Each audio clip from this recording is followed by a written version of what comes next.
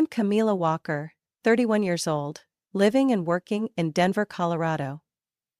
I'm a financial analyst, and I spent nearly 10 years grinding to save up $72,000, the money I planned to use as a down payment for my first home. Everything was lined up, loan approved, contract emailed. I was one step away from the dream I'd had since college. Then I saw it. A red Maserati parked in my parents' driveway, gleaming like it had just rolled out of a showroom. My younger sister, Bella, was standing next to it, latte in hand, smiling like she was filming a luxury car commercial. I hit the brakes, heart pounding in my chest. I stepped out of my beat-up Toyota Corolla, the same one I'd driven since my first job. Still wearing my wrinkled office clothes after a 13-hour shift. Bella turned, her bright blue eyes sparkling. "Isn't it sick? I got such a deal. The salesman practically gave it away." I tried to keep my voice steady. "Where did you get the money, Bella?" She shrugged, like it was nothing. "Me, Dad and Mom talked it over. Mom said you had that emergency fund. And I really needed a car." I turned toward the front door. My parents stood there, wine glasses in hand. My mom, Lorraine, tried to offer a calm smile. "Teresa." "Camila, don't overreact. Your sister needs reliable transportation for her job interviews. You're in a better place financially, you understand, right?" My ears rang. That was my house down payment, my entire savings from the past 8 years. My dad, Howard, stepped forward, avoiding my eyes.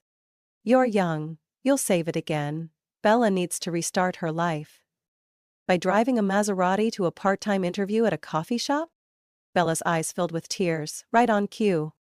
"Are you attacking me? You always act like I'm the burden." "Not always, just since you were 17 and haven't held a job for more than 6 months. You dropped out of college, burned through money like firewood, and now you've stolen my dream." My mother jumped in, voice pleading. "Camila, don't be like this. You've always been the mature one, the backbone of this family. You're strong. We still need you." I clenched my phone so tightly my hand went numb. I opened my banking app. Balance: $46.17. I turned the screen toward them. "This is all that's left. No one told me. No one asked. You drained my account." Bella glanced, then let out a bitter laugh. "You act like you're the only victim in the world. You're good at making money. Finance is your thing. Why stress?" I looked at each one of them. All of them avoided my eyes, as if I was the one in the wrong for defending myself. "You didn't use my money to save anyone. You used it to buy a luxury toy for someone who's never taken responsibility for anything." Silence. I slid my phone back into my bag and turned away. I heard my mother's voice behind me. Soft, calculated. "Camila, blood is thicker than numbers, family means sacrifice." I stopped, but didn't look back. I've sacrificed enough. From now on, I protect myself. I got in my car and shut the door. In the rearview mirror, Bella was posing with the car like it was a trophy, and my parents just stood there, still holding their wine. No one stepped forward. No one apologized. It was just me. An empty bank account. A broken dream. And a fury simmering like lava waiting to erupt. I left my parents' house in silence, but in my head, numbers and facts spun like a stock market crash. Part of me still couldn't believe they did it. Another part? The one that once canceled a Europe trip because Bella used my card to book her flight, knew this was just the final drop in a glass that had long since cracked. That evening, back at my rental in Inglewood, I sat in front of my laptop, frozen. A 3 p.m. email from the bank stared back at me. "Withdraw from savings account. 2074. $71,892.00 initiated. By Howard Walker." I nearly bit through my lip. I opened the family financial file I'd quietly managed for years. Ever since my dad retired early at 58, I'd been the one linking credit accounts to get them better limits. I'd even co-signed a loan when my mom needed emergency eye surgery. All because they said, "We trust you the most." I logged into the bank's online portal. Every credit account tied to my name, set up for the family, was now showing balances. Total debt? $86,000? 0 cents. I hadn't spent a cent. Every charge originated from their zip code. Without hesitation, I called the hotline. "I want to close every credit account under Camila Walker. Effective immediately. We'll need to verify. I have my PIN account number and email authorization. Do it." It took nearly 40 minutes to revoke their access, freeze the cards, and send urgent flags to the partner banks. I even locked the Vanguard investment sub-account, where my mom had once accidentally transferred $3,000 from my retirement portfolio to hers. As soon as it was done, my phone lit up non-stop. Mom called. I ignored it. Dad called. Declined. Then Bella texted. "What the hell are you doing? My card got declined at the gas station. Mom's been crying for hours because of you. Please stop." I typed back. "Family doesn't exploit. I'm not an unlimited ATM. From now on, this stops." No emojis. No with love. 10 minutes later, Dad left a voicemail, his voice tight. "Camila, we need to talk. Your mom's panicking. They're threatening to shut down my accounts. We're family. You don't take legal action against your own." I stared at the screen. My mind flashed back to a dinner when I was 25. Bella had nearly lost a contract by sending the wrong file, and I'd quietly fixed it behind the scenes. No one remembered that. But they all remembered throwing her a party when she got a new iPad. I called Eveline, our company's legal counsel, and a friend from college. "Eve, I need a quick consult. I might be dealing with financial abuse from my own family." "How much?" "Close to 6 figures, maybe more." "Camila, file the report first thing tomorrow, and lock down every remaining access point." The next morning, I was in her office by 9 a.m. Evelyn and I spent 3 hours combing through 4 years of transactions. The list was longer than I thought. Tiny but frequent charges: $120, 0 cents, at Sephora. $300, 0 cents for concert tickets. $85, 0 cents for streaming services I'd never signed up for. And she looked up. "You realize this doesn't end here, right?" I nodded. "I know, and this time, I'm not backing down." As I stepped out of her office, a new email arrived from the bank. "Accounts associated with Howard and Lorraine Walker are now under review for credit misuse. Please confirm identity." I smiled, not out of revenge, but because, for the first time in years, I finally felt in control of my life. That afternoon, Mom called on FaceTime. I answered. Her face appeared. Makeup smudged. "Camila, are you trying to destroy us? Your father just got denied medical financing. And I just got denied a shot at buying a home. Fair trade. I never thought you could be this cruel." "It's not cruelty, Mom, it's clarity." I ended the call. 3 days later, Bella posted a story, a photo of her dashboard flashing a payment overdue warning. I sighed and turned off my phone. I had more important things to do. Saturday night, I sat in my small apartment, hands wrapped around a cup of cold tea. Outside, snow fell softly, but inside my head, the questions roared. How much did they take? For how long? And how deep does this betrayal go? I texted Eliza, my best friend since high school, now a real estate agent, and the one who had seen every turning point in my life. Less than 10 minutes later, she was at my door, holding a bag of pastries and her laptop. "We're going to dig through everything," she said, setting the laptop on the table, eyes sharp like she was gearing up for a covert mission. Reese, my most trusted co-worker, joined via Zoom, bringing his background in financial fraud investigations from corporate cases. The three of us started with the auxiliary accounts I'd opened for the family when I was 24. Bryce traced data from an old banking app, While Eliza combed through transaction histories from digital wallets my mother had once convinced me to set up for easy transfers between mom and daughter, what slowly appeared on the screen was horrifying. Bryce looked up after nearly an hour of scanning. Camila, did you know that over the past 6 years, there have been more than 420 small transactions, each between $30 and $250, all from an auxiliary account under your name? I froze. No way, I review my main account monthly. They used a linked account you forgot you opened back in 2017. Transactions below a certain threshold went unnoticed. Eliza pulled up a second screen. And here, Bella's tuition from Glendale College. Over 19 grand. They used your email to confirm the payment.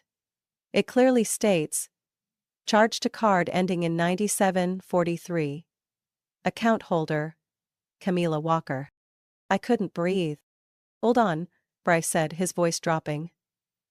We just found a car loan for Bella. She's not the only name on it. The screen showed a Maserati loan contract.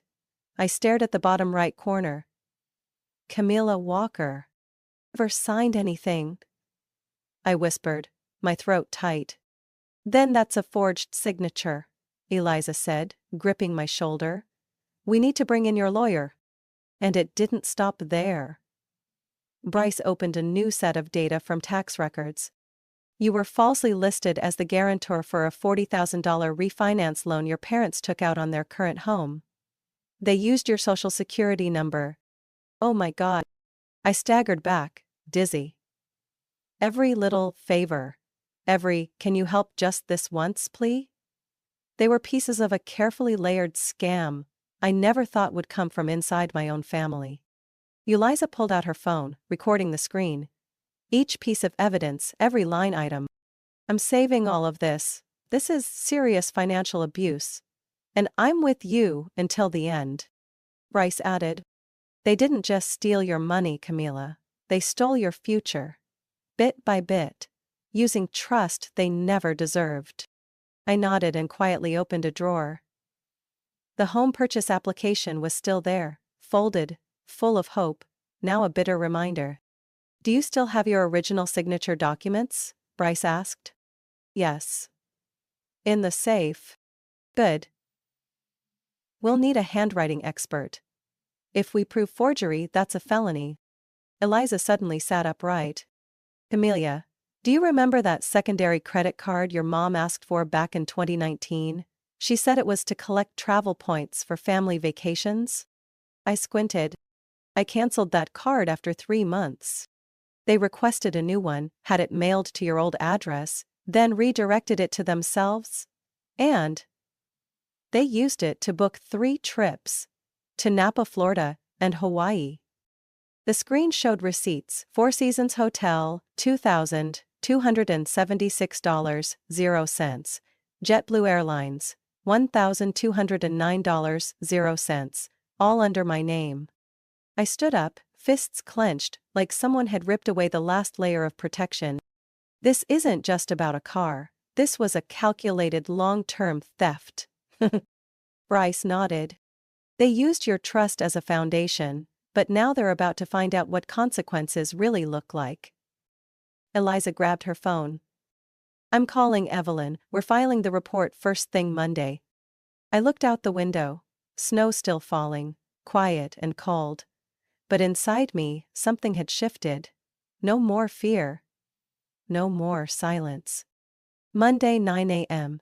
I arrived at the Denver Police Department carrying a USB drive with over 200 pages of evidence. Bank statements, forged contracts, signature samples, tuition confirmations, and loan documents taken out in my name that I never signed.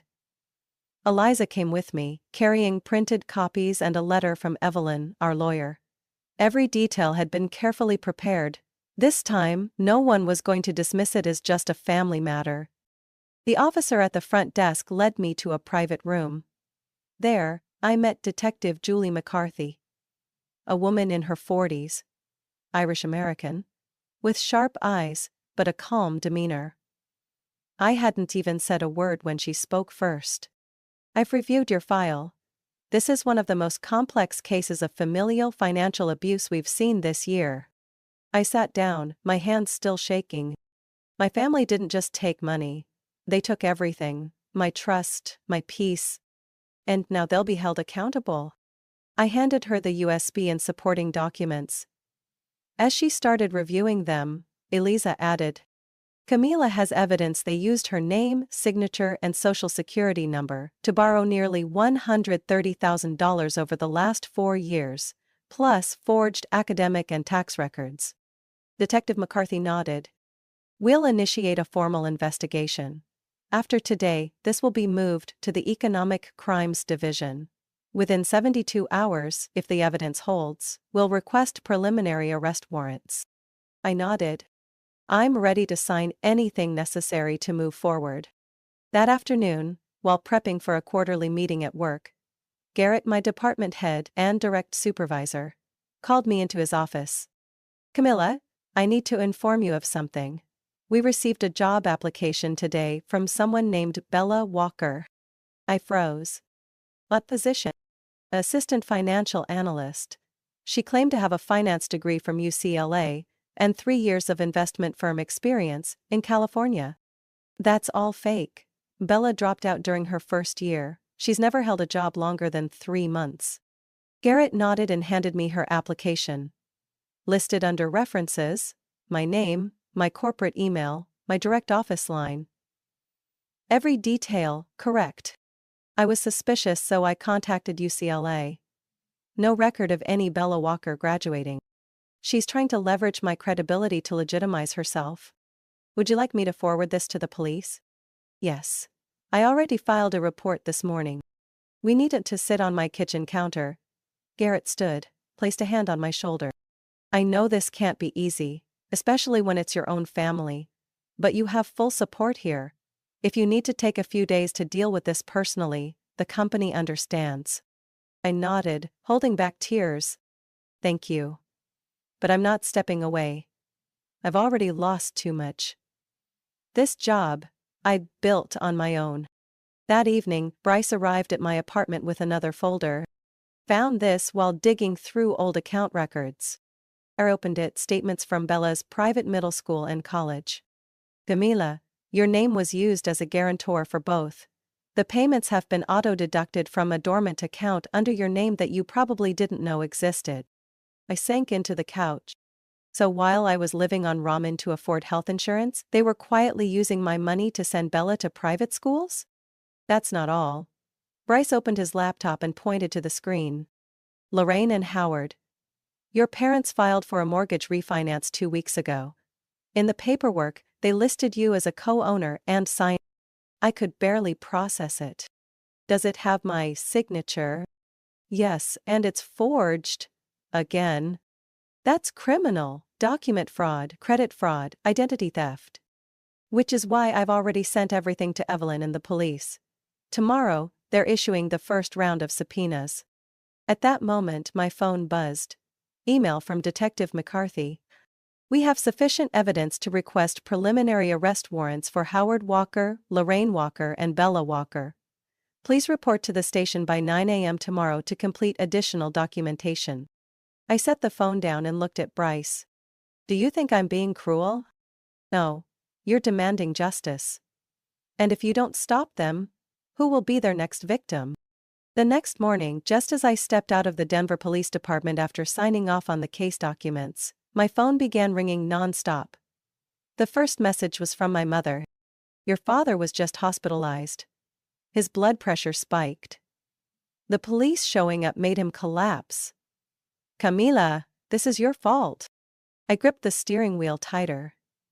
Then another message flashed across the screen. If anything happens to Dad, we'll never forgive you, from Bella. You're tearing this family apart, from Mom, again. I shut off my screen. Not even 2 minutes later, the phone rang again. It was Bryce. Camila, don't panic. But you need to see this.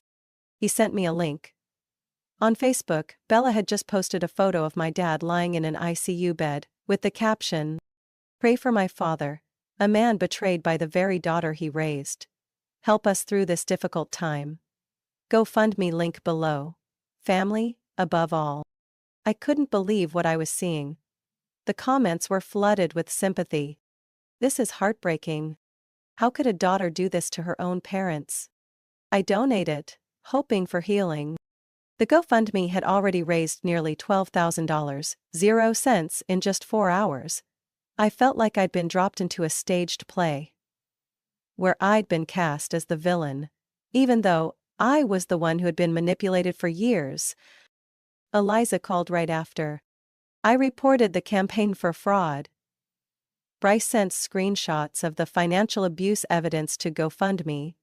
They're reviewing it now. I scoffed. They'd gone as far as faking a hospital scene and performing public martyrdom. Are you going to respond? No. But if they push one step further, I'll speak. This time, with the truth. That afternoon, I received an email from a local reporter. Subject line: Camila Walker responds to family accusations? Attached was an invitation to share your side of the story. I didn't reply. I had more important things to do. Justice doesn't live in the media. That evening, just as I was finishing up an email to Evelyn, the doorbell rang. Eliza showed up with a bottle of wine and an envelope in hand. Someone taped this to your door. I opened it. Inside was a handwritten, scribbled note. Unsigned. You're a disgrace to the family, who sues their own parents. No one will ever love someone like you. Don't be surprised when you're all alone. I didn't freeze from hurt, just from the clarity that they weren't going to stop. Then a text from Bryce came through. Camila, they've started reaching out to your clients, spreading rumors that you're being investigated for fraud. I called Garrett immediately. He answered without delay. I'm aware. A trusted client informed us. Don't worry.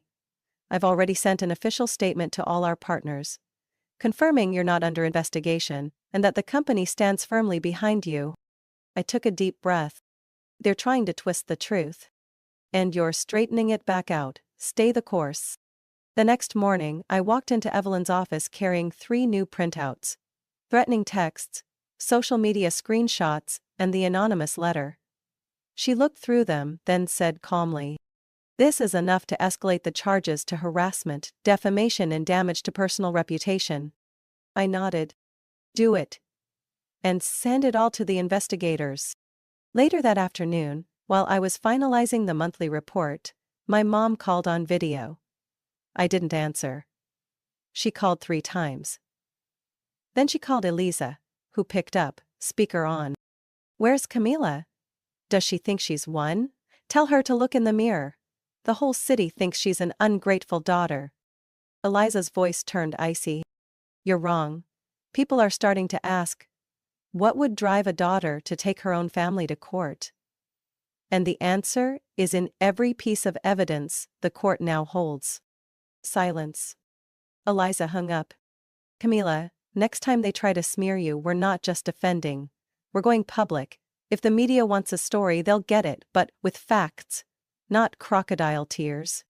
I looked at her and smiled. They think I'm weak because I've been quiet. But they're about to find out. My silence was just the calm before the storm. Denver County Court, Friday, 10 a.m.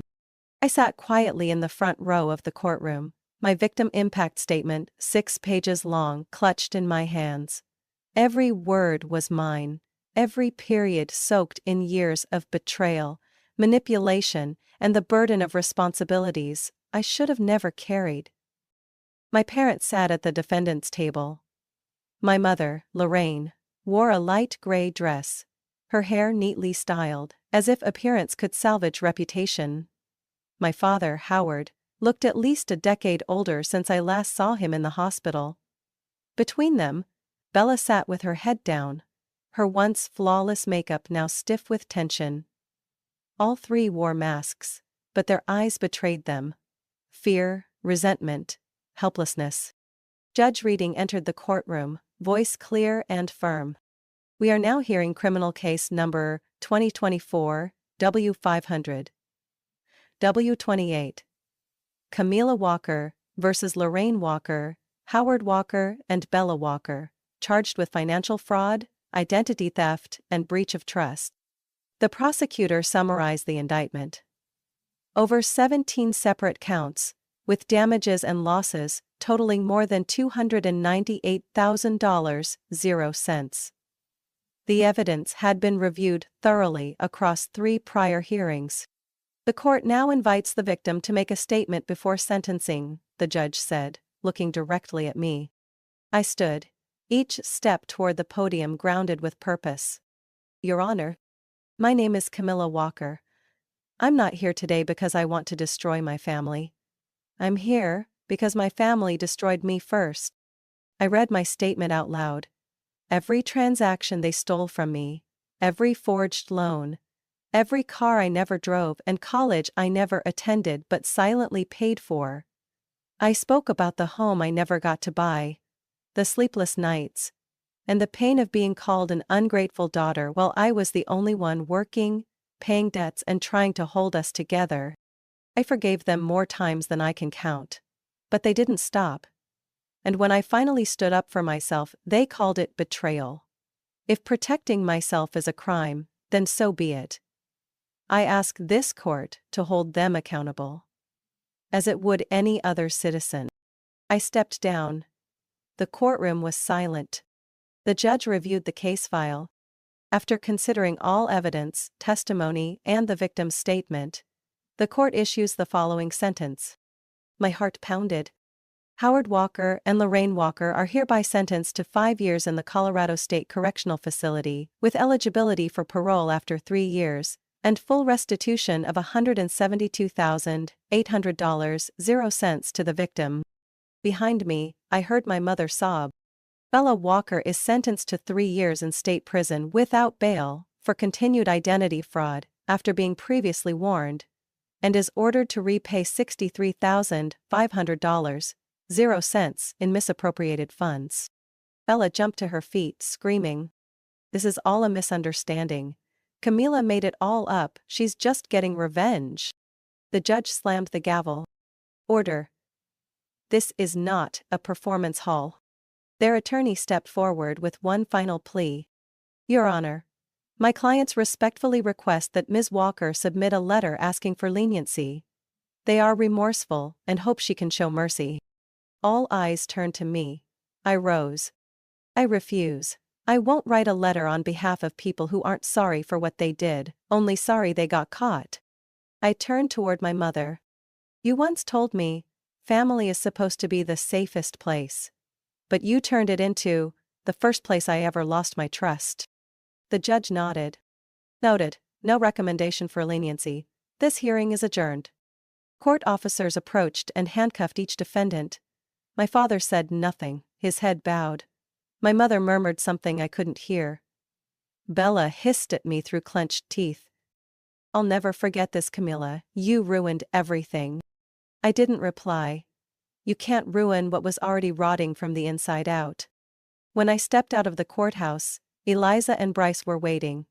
Eliza handed me a warm coffee. Bryce placed a hand on my shoulder. You did the right thing, and you're not alone anymore. I nodded, feeling something I hadn't in years.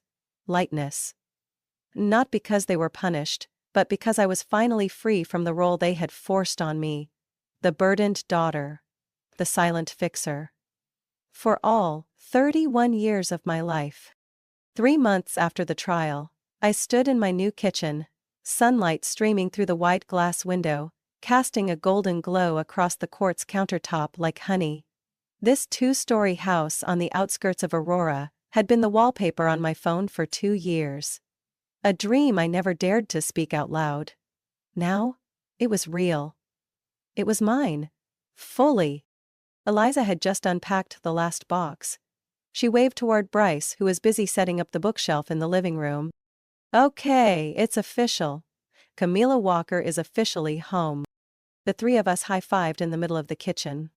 I laughed. This time, no one's touching my bank account to book surprise vacations, right? Eliza raised both hands. Unless it's you taking me to Hawaii, on your own terms. We turned up the music, poured wine and had pizza straight from the box on the floor. Bryce opened his laptop and showed me a message from Garrett. Camila, the board just approved your promotion. Welcome to your new role as Senior Risk Analyst. I stared at the message, feeling something warm swell inside me. Not pride in the title, but pride in the fact that I had proved my worth not by sacrificing myself, but by standing up for it. It took me almost a decade to build my career and just 6 weeks to nearly lose it all, I said, voice calm. But you didn't let them take it, Eliza replied. Because you had us, Bryce added. And because you remembered who you are. That afternoon, after they left, I wandered around my home. The backyard was big enough for a garden. The balcony upstairs, perfect for reading on clear days. Most importantly, there were no stolen memories here. I opened the mailbox. A handwritten, unsigned letter sat right on top. I opened it. Just a few rushed lines. Can you write a letter for leniency? Your parents are old, prison is harsher than you think. Bella, she's lost. If you won't do it for them, do it for yourself. We're still family. I folded the letter and dropped it straight into the trash as I walked inside. Family? Family doesn't forge your signature to steal your college fund. Family doesn't start fake charity campaigns with your father's hospital photo. Family doesn't treat your silence like a blank check. They were no longer my family. Just strangers with matching DNA. The next day, I accepted an invitation to speak at the State Financial Ethics Conference. My approved topic? When the scammer is your relative, financial abuse within families. Bryce and Eliza sat in the front row, clapping as I stepped on stage. Under the spotlight, I shared my story. Not as a tragedy, not as a spectacle. Just the truth. When I finished, the room was still for a beat. Then came the applause, long, thunderous. An older woman stood up, tears in her eyes. My daughter's going through the exact same thing. Thank you. Thank you for speaking out. As I stepped off the stage, I knew I had taken back my life and opened a door for others still trapped in the silence I once lived in. That night, I came home, turned on the porch light and poured myself a glass of red wine. My voicemail blinked, messages from their lawyers, trying to renegotiate restitution, pleading for compassion due to family circumstances. I deleted every one. As the screen went dark, I caught my reflection. Just a woman, 31 years old. No longer burdened, no longer apologizing, no longer broken. Just Camila, free, strong, and no longer sorry for defending herself. I looked up at the Colorado sky. Stars glittering like quiet promises. This life? It was just beginning. And this time, no one could take it from me. Camila's story is a powerful reminder that sometimes the deepest betrayal comes from those closest to us. But through that pain, she learned to stand up, claim justice, and rebuild her life on her own terms. In real life, not all relationships can be repaired, and setting boundaries is essential to protect your peace. Forgiveness is a choice, but staying silent in the face of abuse should never be an obligation. Camila didn't lose her family. She let go of those who never truly loved her. What do you think about Camila's journey and the choices she made? Share your thoughts below and don't forget to follow the channel for more moving, powerful stories about life and family.